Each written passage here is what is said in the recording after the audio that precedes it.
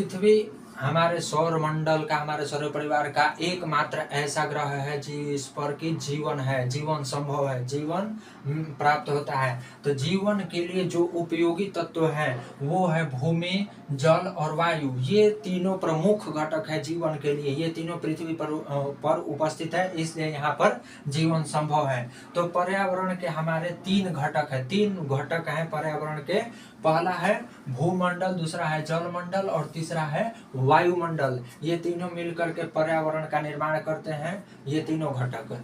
तो पहला हम पढ़ेंगे भूमंडल। भूमंडल यानी पृथ्वी का ठोस भाग, ऊपरी भाग। पृथ्वी का ठोस भाग, ऊपरी भाग जो भूप्रपट्टी की चट्टानों से बना है। और इसी भूमंडल में हमारे सभी महाद्वीप स्थित हैं और इसी महाद्वीप में पूरे देश स्थित हैं। तो महाद्वीप भूमंडल का ही हिस्सा है और पूरी पृथ्वी पर 7 महाद्वीप है, यानी महाद्वीपों की संख्या पूरी पृथ्वी पर 7 है। तो पहला हमारा महाद्वीप है एशिया महाद्वीप, जिसमें हमारा देश भारत है। तो एशिया यह सबसे बड़ा महाद्वीप है। यह इतना बड़ा है कि पूरे भूमंडल के क्षेत्रफल का 1/3 भाग है, 1/3 भाग खुद एशिया है। और यह पूर्वी गोलार्ध में स्थित है। और कर्क रेखा एशिया से होकर के गुजरती है। और पश्चिम में यूराल पर्वत है जो कि एशिया को यूरोप से अलग करता है। एशिया यूरोप से सटा हुआ है। यह यूराल पर्वत के द्वारा अलग होता है एशिया से। और इस भाग को, जहां पर यूरोप तथा एशिया एक दूसरे से जुड़े हैं, और ये जो यूराल पर्वत है इस हिस्से को यूरेशिया कहा जाता है, यानी कि संयुक्त भाग यूरोप और एशिया का। हमारा दूसरा महाद्वीप है यूरोप। यह एशिया से सटा है और यूरोप यह आर्कटिक वृत्त में स्थित है पूरी तरह से। आर्कटिक वृत्त इससे होकर के गुजरता है। यह 3 तरफ से जल से घिरा हुआ है। और तीसरा हमारा महाद्वीप है अफ्रीका। यह दूसरा सबसे बड़ा महाद्वीप है और विषुवत रेखा इसी से होकर के गुजरती है। विषुवत रेखा का मान 0 डिग्री होता है, तो अफ्रीका में ही 0 डिग्री है। मध्य से होकर के विषुवत रेखा गुजरती है और इस पर तीनों रेखाएं गुजरती है। यह इतना बड़ा है कि तीनों रेखाएं अफ्रीकी महाद्वीप से होकर के गुजरती हैं। तीनों रेखाएं कौन कौन? कर्क रेखा, विषुवत रेखा और मकर रेखा। ये तीनों रेखाएं से होकर के गुजरती है। और अफ्रीका महाद्वीप में ही दुनिया का सबसे बड़ा मरुस्थल सहारा स्थित है। और दुनिया की सबसे लंबी नदी नील नदी भी अफ्रीका में ही स्थित है। और हमारा चौथा महाद्वीप है उत्तरी अमेरिका।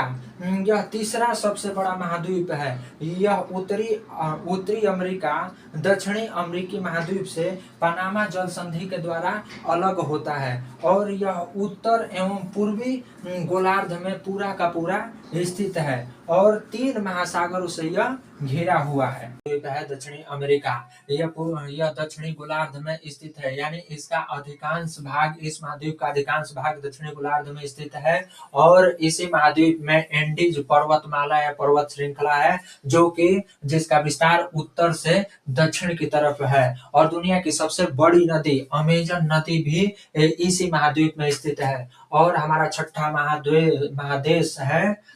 महाद्वीप है ऑस्ट्रेलिया। यह सबसे छोटा महाद्वीप है और यह पूरी तरह से दक्षिणी गोलार्ध में स्थित है। और इसके चारों तरफ में, इस महाद्वीप के चारों तरफ में समुद्र है, यानी समुद्र से चारों तरफ से घिरा हुआ है। और इसी कारण इसको द्वीपीय महाद्वीप भी कहा जाता है। द्वीप किसे कहते हैं? वैसा स्थल, भूभाग का वैसा स्थल जो चारों तरफ से जल से घिरा हुआ हो, उसे द्वीप कहा जाता है। तो ये महाद्वीप चारों तरफ से जल से घिरा हुआ है, इसलिए इसको द्वीपीय महाद्वीप भी कहते हैं। और हमारा 7वां मरुस्थल है अंटार्कटिका। ये पूरी तरह से दक्षिणी गोलार्ध में स्थित है, यानी दक्षिणी जो ध्रुव बिंदु है वो इसके मध्य में है, इस महाद्वीप के मध्य में है। और इस पर सूर्य के प्रकाश, दक्षिणी ध्रुव पर प्रकाश नहीं पहुंचता है, इसलिए यहाँ सालों भर बर्फ जमी रहती है। यहाँ पर मानव का निवास नहीं है, मानव इस पर सर्वाइव नहीं कर सकता है। यहाँ पर सिर्फ विश्व के सभी देशों के अपने अपने शोध केंद्र हैं और भारत के भी 2 शोध केंद्र यहाँ पर है, एक मैत्री और दूसरा भारती जिनके नाम है। और जलमंडल, भूमंडल की तरह जलमंडल, जलमंडल यह पूरी पृथ्वी का 71%, पूरी पृथ्वी का 71% भाग में जल है और सिर्फ 29% भाग में ही स्थल है, यानी 29% में ही ये सातों महाद्वीप महादेश हैं और सभी महादेशों में सभी देश हैं। और जल के सभी रूप, जलमंडल में जल के सभी रूप आते हैं, चाहे वो सागर हो, महासागर हो, नदी हो, तालाब हो, झील हो, पोखरा हो, कुआं हो, कुछ भूमिगत जल हो, ये सभी जलमंडल के ही भाग हैं, रूप हैं। और पूरे जलमंडल का लगभग 97% भाग खारा है, यानी कि वो उपयोग के लायक नहीं।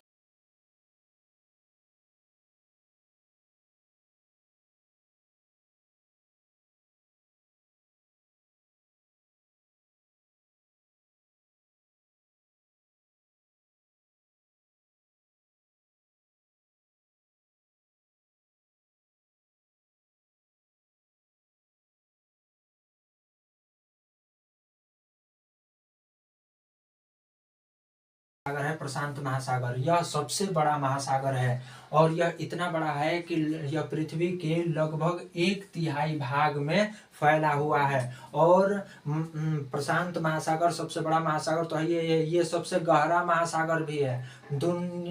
पूरे मतलब इस पृथ्वी का सबसे गहरा हिस्सा यानी कि मरियाना गर्त, सबसे गहरा बिंदु यानी कि मरियाना गर्त या मरियाना ट्रेंच अभी तक जो ज्ञात है वो इसी महासागर में स्थित है। और इस महासागर का आकार वृत्ताकार है, यानी कि गोल है, क्योंकि इसके चारों तरफ एशिया, ऑस्ट्रेलिया, उत्तरी अमेरिका तथा दक्षिणी अमेरिका से घिरा हुआ है, यानी ये गोल है। और दूसरा हमारा महासागर है अटलांटिक महासागर, यह दूसरा सबसे बड़ा महासागर है और इसका आकार एस आकार है। और यह एक ऐसा महासागर है जिसके तट रेखा दंतुरित है, यानी यह बड़े बड़े व्यापारिक समुद्री जहाजों को किनारे पर लगाने के लिए एकदम सबसे सुरक्षित और अनुकूल प्राकृतिक स्थल बन जाता है। और इसीलिए ये अटलांटिक महासागर विश्व का सबसे व्यस्त महासागर है, क्योंकि दुनिया का लगभग समस्त व्यापार इसी रास्ते से, इसी समुद्र के रास्ते से होकर के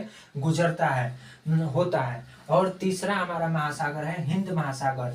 ये सभी महासागरों में ऐसा सिर्फ एक महासागर है जिसका नाम किसी देश के नाम पर पड़ा है, देश भारत हिंदुस्तान के नाम पर हिंद महासागर पड़ा है और इसकी आकृति त्रिभुजाकार है।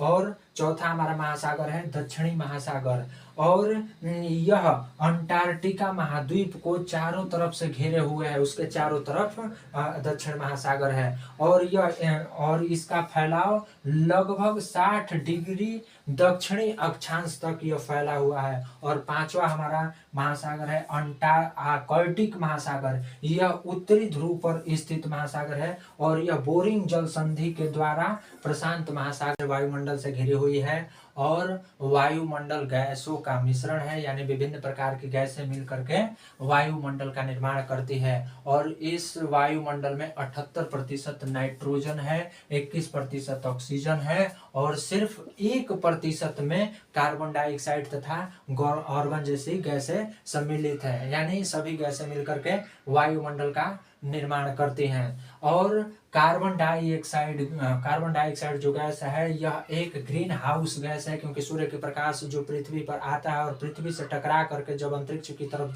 लौटने लगता है तो ये कार्बन डाइऑक्साइड गैस ही उन किरणों को रोक करके पृथ्वी पर आवश्यक ऊष्मा यानी गर्मी को बनाए रखती है, इसलिए इसे ग्रीन हाउस गैस कहा जाता है। इतना महत्वपूर्ण गैस होने के बाद भी ये सिर्फ 1% से भी कम है। और वायु हमेशा गतिशील है और गतिशील वायु को पवन कहा जाता है। और वायुमंडल की 5 परतें हैं, वायुमंडल की 5 परतें हैं और इस पूरे वायुमंडल के यानी 5 परतों का विस्तार यानी पृथ्वी की सतह से वो ऊपर की तरफ 1600 किलोमीटर ऊंचाई, यानी पूरे वायुमंडल का विस्तार 1600 किलोमीटर है। पहला वायुमंडल का पहला परत है क्षोभ मंडल, दूसरा है संताप मंडल, तीसरा है मध्य मंडल, चौथा आयन मंडल और पांचवा बहिर्मंडल। ये सभी वायुमंडल का निर्माण करते हैं।